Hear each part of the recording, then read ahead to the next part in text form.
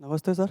Sir इसमें एक sign ये सबसे बड़ा ये भी हो सकता है कि जिस जगह पर जिस देश में जो बाबा और दूसरा पॉलिटिशियन और तीसरा उद्योगपति तीनों जहाँ पर ही साथ दिख जाएं तो वो संभावना ज़्यादा है कि गलत ही होगा।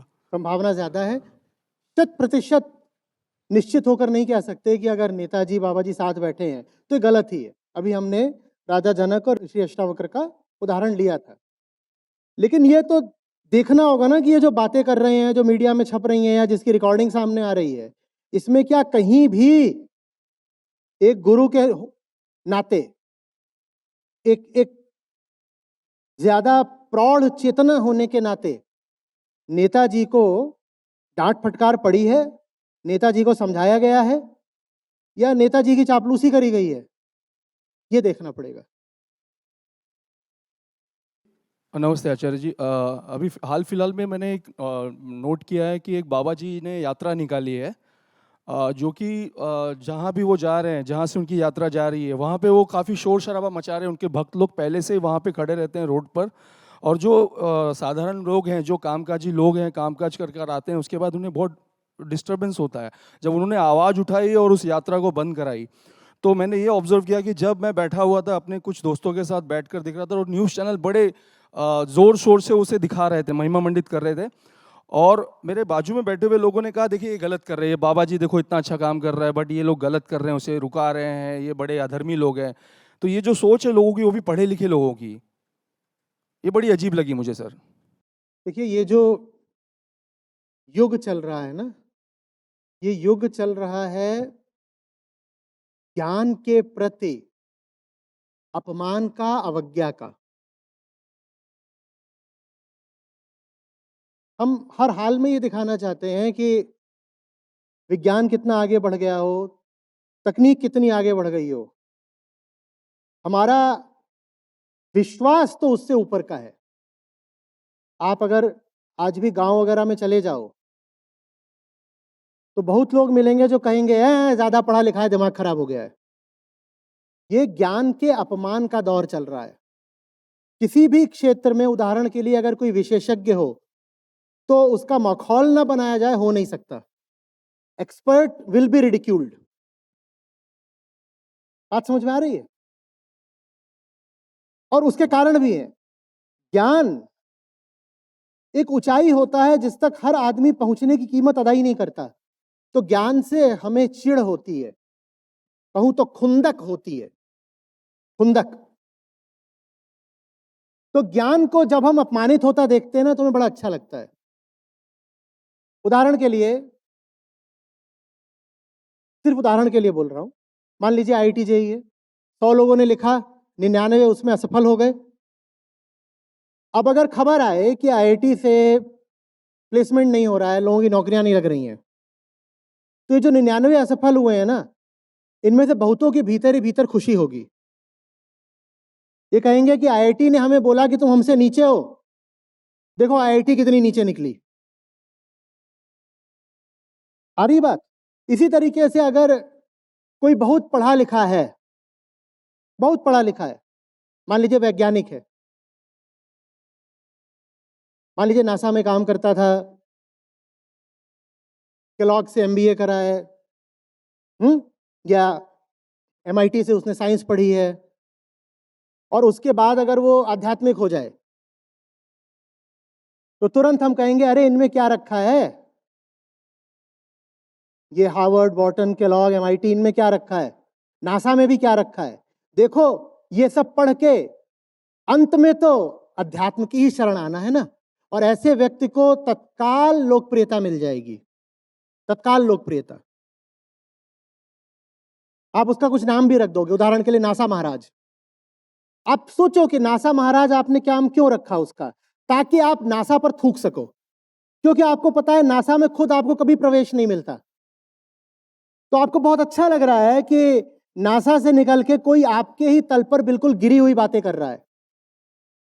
ये आपने बदला निकाल लिया नासा के साथ, बड़ा अच्छा लगा। नहीं तो उस आदमी का नाम नासा महाराज रखने की क्या जरूरत पड़ी है आपको। ये ज्ञान के अपमान का युग चल रहा है।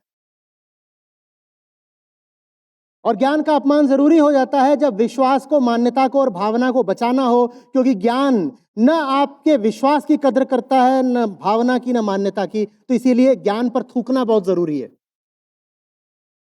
गाली बना दिया है ना हमने, बहुत ज्ञानी ना बनना। फिर आ गए ये ज्ञान खोदने वाले, ज्ञान को गाली बना दिया। समझ में आ रही बात ये? तो इसीलिए जब हम पाते हैं कि पढ़े लिखे लोगों पर गवरई हावी हो रही है, तो कहीं ना कहीं में बड़ा अच्छा लगता है कि बहुत पढ़े लिखे थे, बहुत स्मार्ट बनते थे, बहुत डूड बनते थे, बहुत इंटेलिजेंट, बहुत साइंटिफिक बन रहे थे। देखो, गवारों की भीड़ आई और गवारों की भीड़ तुम पर हावी हो गई। हमारे भीतर कोई है जो चाहता है कि गंवार लोग जीत जाएं, इसलिए हम ताली बजाते हैं जब हम पढ़े लिखे लोगों को गंवारों के आगे झुकता हुआ देखते हैं। पर ये ताली बजाना हमें ही भारी पड़ेगा, पड़ रहा है। समझ रहे हैं ना आप? आचार्य जी प्रणाम। आचार्य जी, अगर हम किसी से पूछते भी हैं तथ्य या तर्क बाबाओं से, तो वो जो अर्थ समझाते हैं ना, वो विकृत होता है, गलत अर्थ होता है। तो अभी ऐसे हम सुन रहे हैं आपको, तो हमें तो समझ में आता है गलत है, बट जो बाकी लोगों को समझाना चाहते हैं मुक्ति का सही अर्थ या उस गीता की ही का सही अर्थ, तो वो गलत अर्थ को बोलते हैं। ये कैसे है कि हमारा गलत है तुम्हारा सही? तो कैसे हम मैंने आपको समझा कैसे सकते हैं? साबित किया कि जो मैं आपको बता रहा हूं वो सही है? या मैंने आपको ये कहा था कि मैं फलाना बाबा हूं, तुम्हें मेरी बात माननी पड़ेगी, नहीं भस्म हो जाओगे? मैंने ऐसे कहा था क्या? मैंने आपको कैसे समझा लिया? कैसे समझा लिया? तर्क देके, प्रमाण देके, और आपसे कहा कि खुद देखो। और मैंने आपसे कहा कि मैं विसंगत बात नहीं करूंगा, कॉन्ट्रडिक्टरी। जो बात एक श्लोक कह रहा है वही बात दूसरा श्लोक भी कहेगा, और जो बात एक ग्रंथ कह रहा है वही बात दूसरा ग्रंथ भी कहेगा। कहीं तुम विरोधाभास नहीं पा सकते। अगर मैं आपको समझा सकता हूं तार्किक तरीके से, तो आप तार्किक तरीके से क्यों नहीं समझा पाते? वो किसी और पुराण या कहीं और का दोहा तो या मैंने आपको नहीं बताया है श्रुति और स्मृति का अंतर? तो ये भी तो तर्क है ना। तो फिर आप क्यों नहीं बता पाते कि उपनिषदों की व्याख्या में पुराण बीच में नहीं आ सकते? ठीक वैसे जैसे सुप्रीम कोर्ट की प्रोसीडिंग्स में डिस्ट्रिक्ट कोर्ट का क्या काम? तो ये आप क्यों नहीं समझा पाते हो? अगर एक्चुअली एक की डेथ हुई थी तो गरुड़ पुराण होता ही है। अब वो जीवात्मा की शांति के लिए करते हैं और जीवात्मा ही नहीं बोल तो होती। दिया मैंने। अगर गरुड़ पुराण की बातें उपनिषदों के विरुद्ध जा रही हैं तो गरुड़ पुराण को नहीं माना जा सकता। धन्यवाद। आचार्य जी, आपने पहला बिंदु बताया कि जो हमें तथ्य बताए उस पे हमें विश्वास करना है, जो विश्वास मान्यता बताए उस पे नहीं जाना है। यही बात हम जब किसी व्यक्ति से बोलते हैं तो कई बार ऐसा भी हुआ है, वो व्यक्ति कहता है देखो हमारे बाबा जी तो तथ्य बताते हैं। जैसे? और मैंने यही पूछा कि जैसे कैसे तथ्य?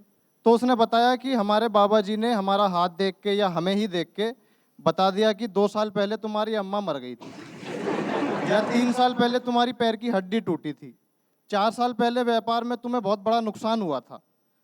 तो ये हमें तथ्य बताए जाते हैं, इसलिए हमारे बाबा जी तो ठीक बात बता रहे हैं। इस बात को हम कैसे? ये बात आप मुझे पूछने से पहले एक बार गूगल से भी पूछ लेते ना, तो आपको इतने तर्क मिल जाएंगे, इतने तर्क मिल जाएंगे कि आपको चुनने में दिक्कत हो जाएगी कि ऐसों को काटने के लिए किस वाले तर्क का उपयोग करूं।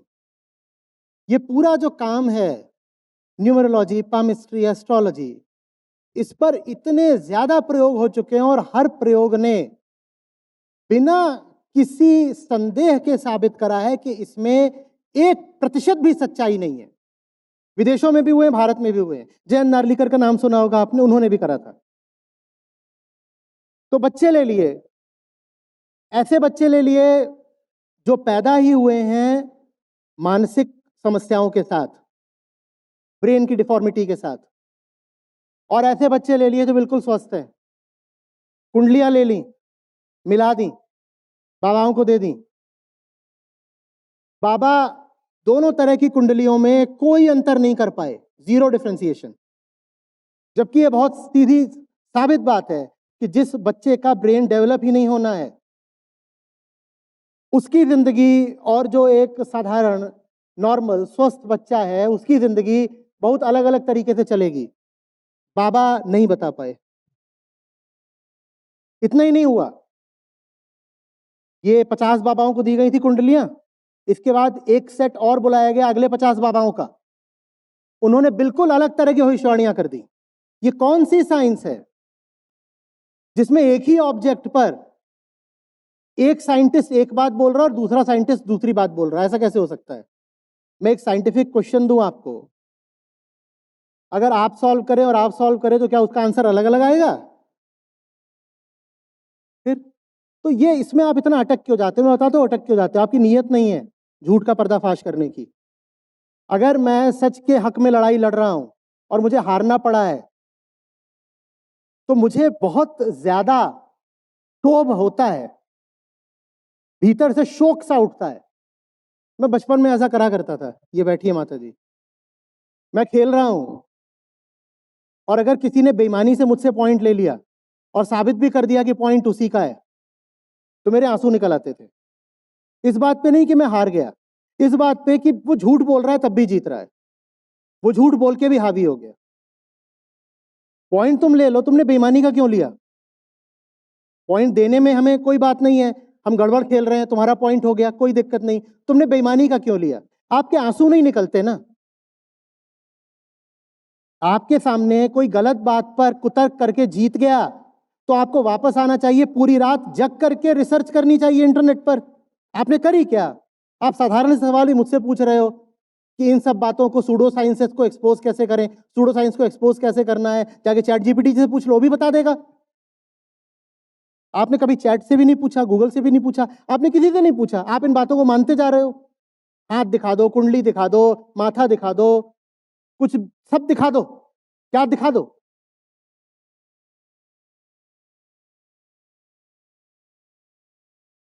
कहीं पर तो हुआ था, ये सब हटा दिया, पता नहीं लगने दिया। बाबा जी ये ना बता पाए आदमी का हाथ है औरत का है, ये और क्या बताएंगे? और ये तक नहीं बता सकते हैं। इसमें क्या है भाई? कैसे कर लोगे? ये क्या बात कर रहे हो? थोड़ी भी तुमने फिजिक्स पढ़ी है, एस्ट्रोनॉमी पढ़ी है, कॉस्मोलॉजी पढ़ी है, तुम कह रहे हो ग्रह नक्षत्र से मनुष्य का भविष्य और जीवन निर्धारित होता है। कैसे होता है? वो वहां बैठा है, तुम यहां बैठे हो, कैसे होता है? ग्रेविटी से होता है। ये मैंने ऐसे कर लिया, ये ज्यादा बड़ी ग्रेविटी है मेरे शरीर के ऊपर, बृहस्पति ग्रह की अपेक्षा होगा बहुत बड़ा वो, पर ये मेरे इतने पास है ना, क्योंकि उसमें इनवर्स स्क्वायर रूल लगता है। अगर इसको मैं बहुत पास ले आ लूं तो ग्रेविटेशनल फोर्स बहुत बढ़ जाएगा भाई, और वो बहुत दूर है जुपिटर।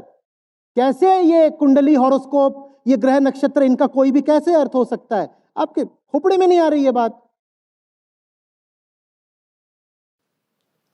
सर ये जो सब बात हो रही है, मैं किसी को पहचान नहीं पाता हूँ, तो वो मेरी आत्म अज्ञानता का परिचय है, यानी लेवल ऑफ डिग्री ऑफ आत्म अज्ञानता।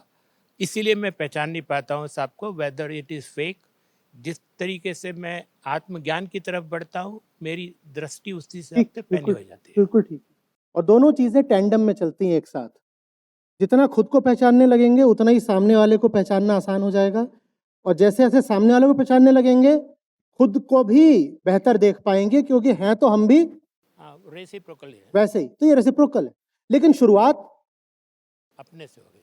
शुरुआत अपने से, फिर ऐसे ऐसे ऐसे ऐसे म्यूचुअली एक रीइंफोर्सिंग कोऑर्डिनेशन चलता है। जी। वही विद्या अविद्या दोनों।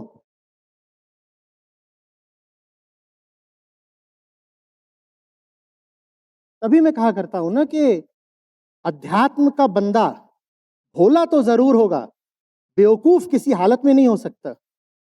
वो जानते बूझते अपना सर्वस्व न्यौछावर कर दे, बिल्कुल ऐसा हो सकता है, पर आप बेवकूफ बना के उसको नहीं लूट सकते। और दुनिया अगर अभी आपको बेवकूफ बना के लूट रही है तो इसका मतलब आप आध्यात्मिक हो नहीं।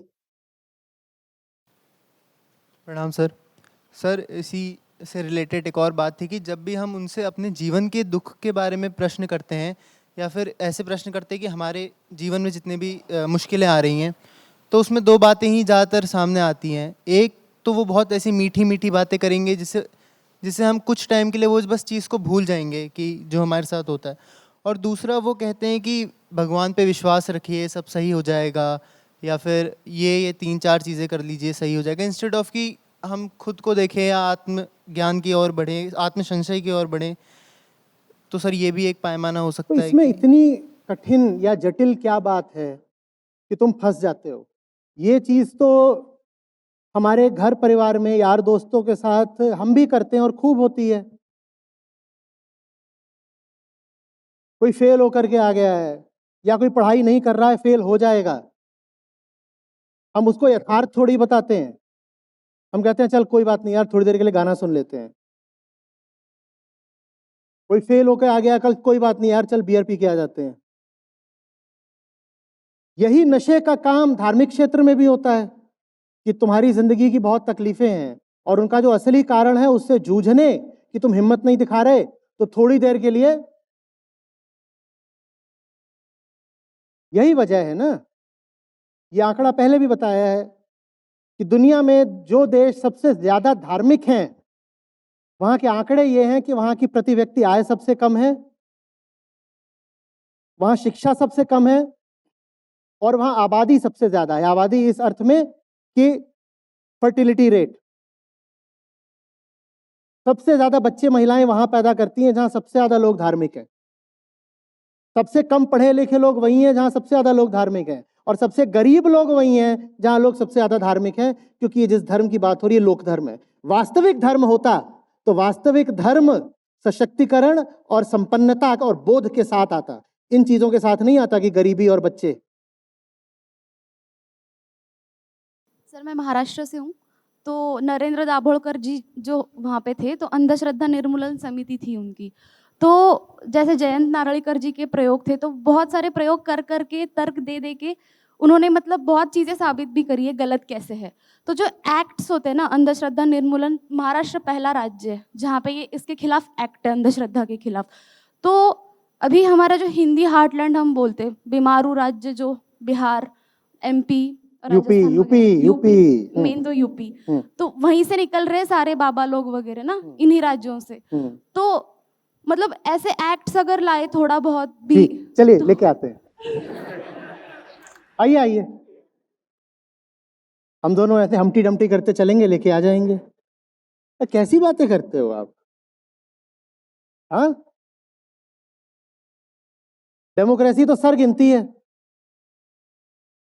जब बात आती है, मैं कहता हूं कि काम आगे बढ़ाओ, लोगों को जोड़ो, तब तो आप कहते हो नहीं ये तो हमारे अपने उत्थान के लिए है ना, हम कोने में बैठ जाएंगे, भजन करेंगे। ठीक, तेरा मेरा मनवा कैसे एक हो ही रहे? मैं करोड़ों को जोड़ लाया, आपसे एक नहीं जुड़ता, आप मेरे से क्या जुड़ोगे? एक मैं हूं जिसने करोड़ जोड़ लिए, आपसे एक नहीं जुड़ता, और आप मुझसे जुड़ना चाहते हो। क्यों धोखा दे रहे हो खुद को? सर लेकिन संख्या बल बढ़ाओ, संख्या बल बढ़ाओ। अगर चाहते हो कि लेजिस्लेशन लाना है सही, तो अगर डेमोक्रेटिक तरीके से करना है तो संख्या बढ़ाओ।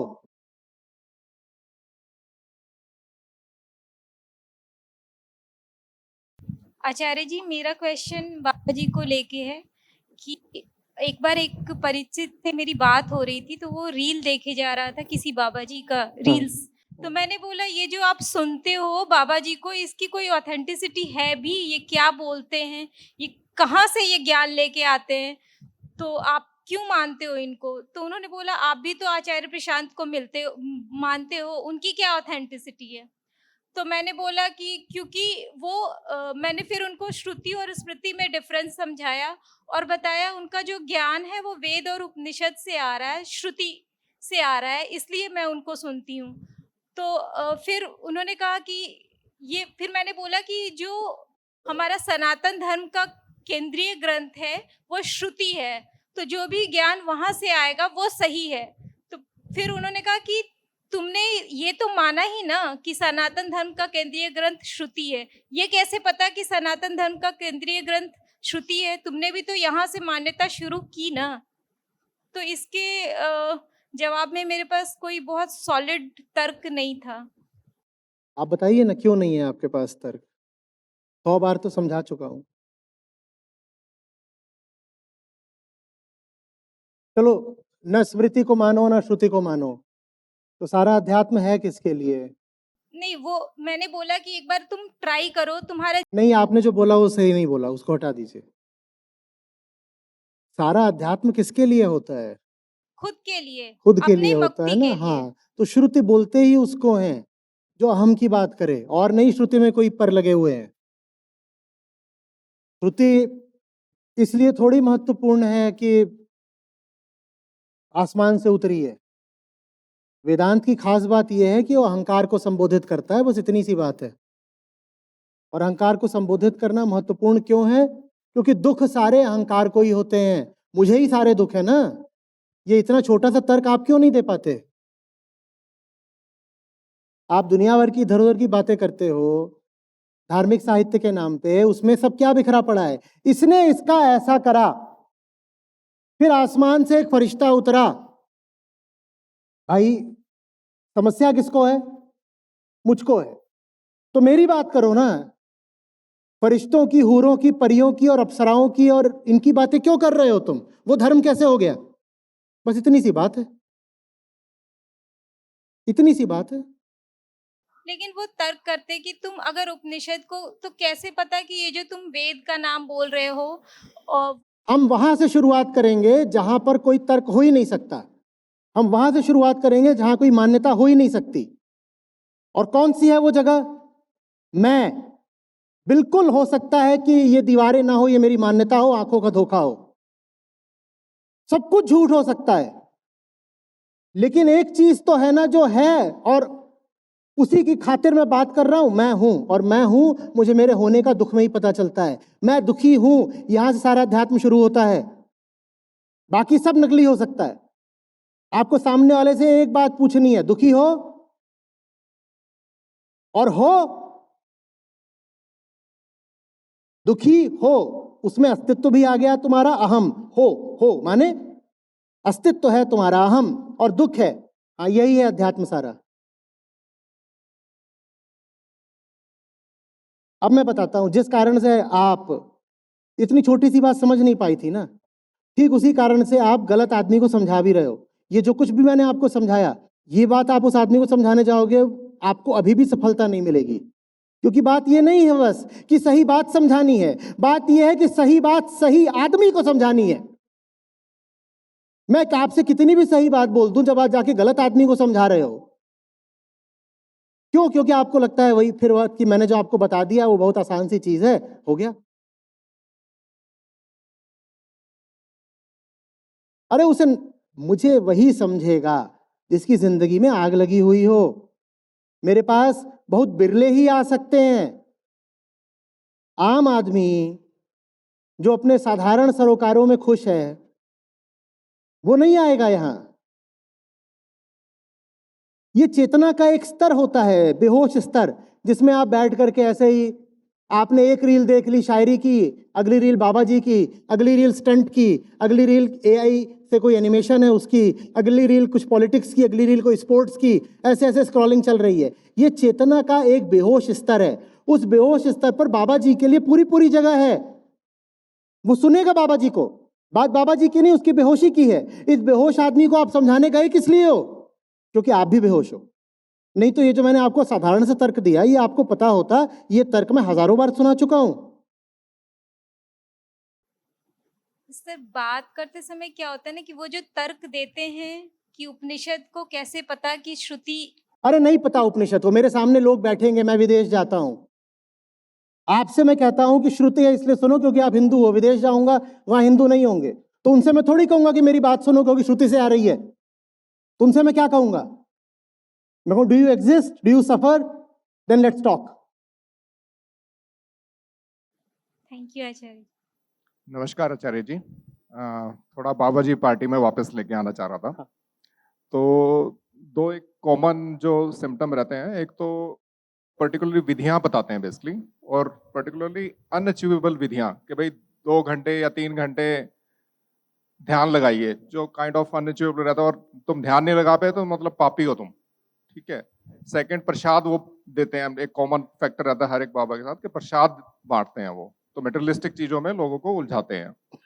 थर्ड, गुड टॉक्स, मतलब कोई भी क्वेश्चन कर रहा तो उसको ये नहीं बोलेंगे यार तुम्हारा क्वेश्चन जो वेस्टफुल है, मतलब दे विल ऑलवेज से हाँ ठीक है बच्चा ठीक है। तो लाइक ये 3 चीजें और मैं ऐड करना चाह रहा था। हाँ बिल्कुल। और ये भूलना नहीं चाहिए कि मटेरियल का क्षेत्र साइंटिस्ट का है। ये अपने आप में एक रेड फ्लैग है अगर कोई अपने आप को धार्मिक कहने वाला व्यक्ति मटेरियल और उसकी प्रॉपर्टीज की बात करने लग जाए तो। इस प्रसाद में ये दिव्य गुण है, इससे ये बीमारी ठीक हो जाएगी। भाई ये पूछनी है बात तो जाके रिसर्चर से या डॉक्टर से पूछो, बाबा से नहीं पूछनी है। बाबा को क्या पता? ये तो हमारी अकल की बात है ना। आप अस्पताल में भी जाओ, आपकी किडनी खराब है और आप ईएनटी वाले के पास चले गए तो पागल आप हो।